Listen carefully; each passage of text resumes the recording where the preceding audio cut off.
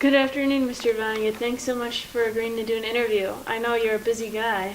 Yeah, and considering I've been dead since 2007, it ended up being a little extra challenge.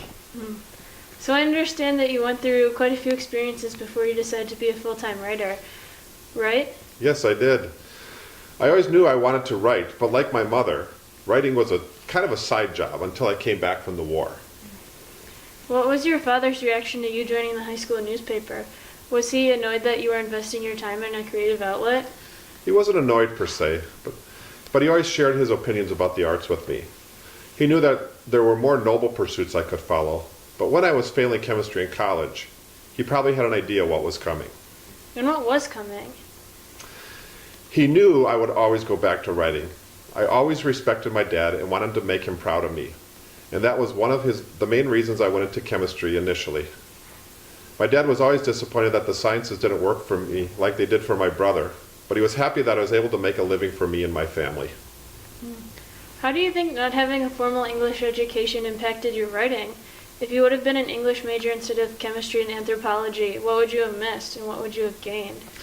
I think at the core of writing and storytelling are the experiences you must convey. If you know how to write but you haven't lived through anything, what are you going to write about? If I would have been an English major, I wouldn't have loved it, but I'm positive I would have felt the pressure to be constantly publishing.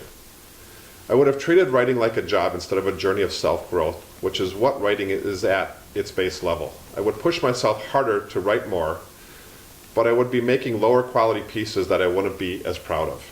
One of your most famous books is the one I want to talk about today, Slaughterhouse-Five. Why did you feel such an urge to write this novel if it cost you so much in money and anxiety and time? The firebombing of Dresden is one of the largest forgotten acts of World War II. I feel like if I never wrote about what I went through, no one would ever hear about it except for the people who planned and executed it. When I was writing this book in particular, it was painful to relive those memories, but it was cathartic at the same time. Taking part in such a destructive war without people hearing about this crisis is such a weird experience. Everyone has heard about Hiroshima and Pearl Harbor and the concentration camps, but nobody knew about Dresden for a long time. Living through war is such a defining moment, and having your moment be ignored is so invalidating. I wrote and published this book so people would see the war isn't like the movies. Similar to Wilfred Owen's poem about World War I wanted to document my experiences as accurately as I possibly could. Since you wanted to document your real-life experiences, why did you choose the medium of fiction to do so? No one wanted another history book besides the people who write them and John Mulaney's dad. I never thought my book would ever be as famous as it became, but now that it's been on the market for so long, I can understand why it got to be so popular. It's confusing and sometimes nonsensical, similar to real life. The protagonist, Billy Pilgrim, has war flashbacks because of his PTSD. Many war survivors never leave the battlefield because of that's where they lost their friends or their conscience or something else vitally important to them.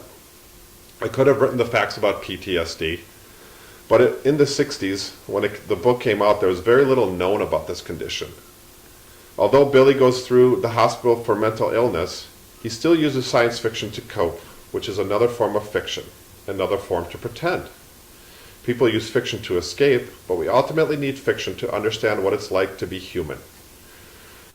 We will never be able to go everywhere and meet everyone at every point in history, but fiction can help us experience the things we will never get to do in our ordinary lives. I did make sure to keep this book fairly autobiographical and use the first chapter to explain my struggles in writing this particular story.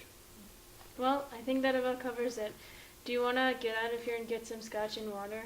I thought you'd never ask.